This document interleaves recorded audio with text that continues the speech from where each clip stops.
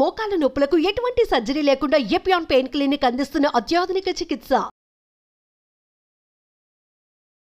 నమస్కారం అండి, నా పేరు doctor Rajesh Ukala, consultant physician at Medicover hospitals, Begumpet. ఈరోజు మన టాపిక్ ఇన్సులిన్ సెన్సిటివిటీని ఎలా ఇంప్రూవ్ చేసుకోవాలి. ఎస్పెషల్లీ డయాబెటిక్ పాపులేషన్లో ఇది చాలా ఇంపార్టెంట్ అయిన విషయం. అయితే ఇన్సులిన్ గురించి మాట్లాడే ముందు మీకు కొన్ని అర్థం అవ్వడానికి కొన్ని విషయాలు చెప్పాలి. ఇవి ఏంటంటే, ఏవైతే మనం షుగర్ పేషెంట్స్లో మందులు వాడుతున్నామో ఎక్సెప్ట్ ఇన్సులిన్, ఇవన్నీ కూడా బాడీలో ఉన్న ఇన్సులిన్ యూటిలైజ్ చేసుకుంటూ బాడీ మీద మనకి ఎఫెక్ట్స్ చూపిస్తుంది. తద్వారా షుగర్ కంట్రోల్ అనేది అచీవ్మెంట్ జరుగుతుంటుంది. సో న్యాచురల్ పద్ధతుల్లో మనకు కానీ ఇన్సులిన్ ఎఫెక్టివిటీని పెంచుకుంటే రిక్వైర్మెంట్ ఆఫ్ మెడిసిన్ తగ్గుముఖంలో అవసరం ఉంటుంది. కొన్ని విషయాలకు వస్తే అసలు అవసరం కూడా ఉండకపోవచ్చు. సో మనం చేయాల్సింది ఫస్ట్ ఏంటంటే, ప్రాపర్గా నిద్రపోతున్నామా లేదా అనేది చాలా ఇంపార్టెంట్ అండి. డయాబెటిక్ పాపులేషన్లో షుగర్ కంట్రోల్లో కూడా అది చాలా క్రూషియల్ రోల్ ప్లే చేస్తుంది. ఎందుకు? నిద్రలో మనకు వివిధ రకాల హార్మోన్స్, బ్రెయిన్లో రికవరీ, రెస్టరేషన్ ఇవన్నీ జరుగుతాయి. ఆ టైంలో కొన్ని హార్మోన్స్ అనేవి మన బాడీలో ఉత్పత్తి అవుతాయి.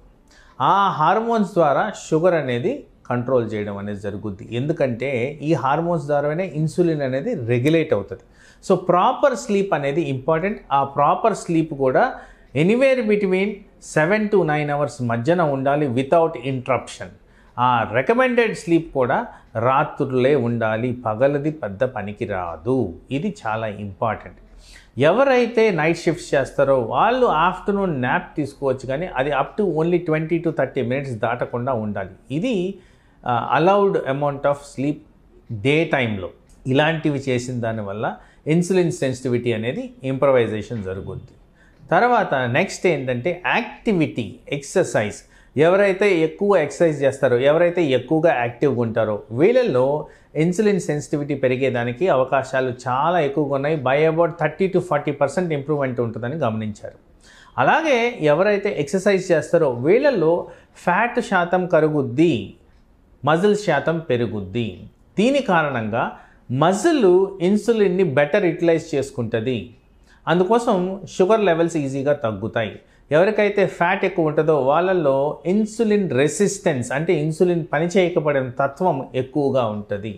అందుకారణంగా ఎక్సర్సైజ్, మజిల్ని పెంచుకోవడం ఇంపార్టెంట్.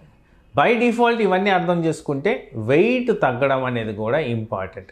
డయాబెటిక్ పాపులేషన్లో మనం కంపల్సరీ వెయిట్ని గమనించుకోవాల్సిన అవసరం ఉంది. ఈ వెయిట్ కూడా డైరెక్ట్గా వెయిట్ నంబర్స్ చెప్పేదానికన్నా బాడీ మాస్ ఇండెక్స్ని కంపేర్ చేసుకుంటూ వెయిట్ గురించి మాట్లాడాల్సిన అవసరం ఉంది. ఈ బాడీ మాస్ ఇండెక్స్ అంటే వెయిట్ బై హైట్ రేషియో ప్రకారం వచ్చేది. ఇది డయాబెటిక్ పాపులేషన్లో 22 to 23 మధ్యన ఉంటే ఐడియల్. అందుకోసం ఈ లెవెల్ ఆఫ్ బాడీ మాస్ ఇండెక్స్ని కోరిలేట్ చేసుకుంటూ వెయిట్ రిడక్షన్ అయితే ఇన్సులిన్ సెన్సిటివిటీ ఇంప్రవైజేషన్ అనేది చాలా ఈజీగా జరుగుద్దని కూడా గమనించారు. ఇవే కాకుండా మనం తీసుకునే ఆహారంలో చాలా ఇంపార్టెంట్ ప్రక్రియ అనేది ఆ టైప్ ఆఫ్ క్యాలరీస్ ఏమున్నాయి, దాంట్లో షుగర్ ఎంత రిలీజ్ అవుతుంది, ఎంత త్వరగా రిలీజ్ అవుతుంది, ఎంత అమౌంట్ ఆఫ్ షుగర్ ఉంటుంది, ఈ సబ్స్టెన్సెస్లో ఇవన్నీ కూడా క్రూషియల్. ఒక ఐడియల్ డయాబెటిక్ పర్సన్కి మనకు కావాల్సిన కార్బోహైడ్రేట్స్ ఎనీవేర్ బిట్వీన్ 40 to 50%. మెటిక్యులస్గా వెళ్తే ఈ అమౌంట్ ఆఫ్ కార్బోహైడ్రేట్స్ మన డైట్లో ఉండేటట్టు చూసుకోవాలి. అలాగే ఫ్యాట్ కంటెంట్ అనేది అరౌండ్ 20 to 30%. మిగతా 20 to 30% అనేది ప్రోటీన్ అనేది ఫామ్లో ఉంటే మంచిది.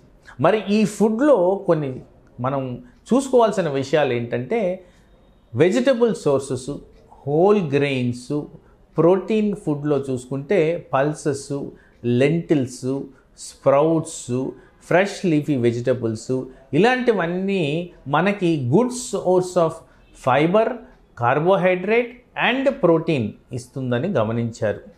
అలాగే ఫ్యాట్ సైడ్కి వస్తే what is good fat for the body అని చూస్తే డైరీ ప్రోడక్ట్స్లో వచ్చే ఫ్యాట్ అనేది మనకి ఐడియల్గా సూటబుల్ అవుతుందని గమనించారు. ఇవే కాకుండా వెజిటబుల్ సోర్సెస్ నుంచి వచ్చే ఆయిల్, వెజిటబుల్ సీడ్స్ నుంచి వచ్చే ఫ్యాట్స్, ఇవన్నీ కూడా మంచివి. అవే కాకుండా నాన్ వెజిటేరియన్ సైడ్కి వస్తే మోస్ట్ కామన్గా ఫిష్ని ఎక్కువగా రికమెండ్ చేస్తారు. ఆ ఫిష్ కూడా కొన్ని రకాల ఫిష్లోనే మనకి omega fatty acids, good cholesterol, bad cholesterols తీసేసే ఫిషెస్ ఎక్కువగా మనం ప్రిఫర్ చేయాల్సిన అవసరం ఉంటుంది. వాటిల్లో కాడ్ అండ్ సాల్మన్ అనేది ఎక్కువ శాతంలో రికమెండ్ చేయడం అనేది జరుగుద్ది. ఇలాంటివన్నీ చేసిన దానివల్ల ఇన్సులిన్ సెన్సిటివిటీ అనేది ఇంప్రవైజేషన్ జరిగి మనకి requirement of drugs, requirement of multiple medicines doses తగ్గి మనకి బాడీలో షుగర్ లెవెల్స్ కంట్రోల్ వస్తూ లాంగ్ టర్మ్ కాంప్లికేషన్స్ లేకుండా కాపాడుకోవచ్చు. ఇంకొక విషయం, ఈ ఇన్సులిన్ సెన్సిటివిటీ గురించి మాట్లాడుకుంటే చాలా సాధారణంగా మెంతుల గురించి చాలామంది మాట్లాడతాం. అలాగే న్యాచురల్గా ఆయుర్వేదిక్లో కూడా మెడిసినల్ వాల్యూస్ ఉన్న ఎవిడెన్స్ పసుపు, గార్లిక్, వీటికి కూడా డెఫినెట్గా మనకి డయాబెటీస్లో రోల్ ఉంది. ఇన్సులిన్ సెన్సిటివైజేషన్ని ఇంప్రూవ్ చేసే ప్రక్రియ వీటిలో ఉన్నట్టు కూడా గమనించారు. అలాగే మనం గమనించుకుంటే high calorie diet, high sugar diet, high trans fat diet ఇలాంటివి తిన్నప్పుడు, అంటే ఫర్ ఎగ్జాంపుల్ ఈ ఆయిలీ ఫుడ్స్ ఎక్కువ ఉన్నవి, అలాగే ఫ్రూట్ జ్యూసెస్ లాంటివి, అలాగే ఎక్కువగా స్వీట్ యాడ్ చేసిన సబ్స్టెన్సెస్ ఏవైనా కానీ ఇలాంటి వాటిలో కూడా ఇన్సులిన్ సెన్సిటివిటీ తగ్గేదానికి ఆస్కారం ఉందని గమనించారు. వీటిలో ముఖ్యంగా ఈ మధ్యకాలంలో ఎక్కువ శాతం ప్రాసెస్డ్ ఫుడ్ తింటున్నాం కాబట్టి వాటిలన్నిటిలో కూడా పనికిరాని ట్రాన్స్ ఫ్యాట్ ఉంటుంది కాబట్టి ఇలాంటివి అవాయిడ్ చేస్తే కూడా మనకి ఇన్సులిన్ సెన్సిటివిటీ పెరిగేదానికి ఆస్కారం ఉంది. ఇవన్నీ చేసిన దానివల్ల మనకి న్యాచురల్ పద్ధతుల్లోనే ఎఫెక్టివ్గా షుగర్ కంట్రోల్ వచ్చేదానికి ఆస్కారం. సో ఇది ఉద్దేశించి మనము చాలామంది ఎవరైతే డయాబెటిక్ పాపులేషన్ ఉన్నారో ఈ న్యాచురల్ మెథడ్స్ పాటిస్తే మీ requirement of anti diabetic measures అన్నీ తగ్గి దీర్ఘకాలంలో సమస్యలు, కాంప్లికేషన్స్ రాకుండా కాపాడుకోవచ్చు.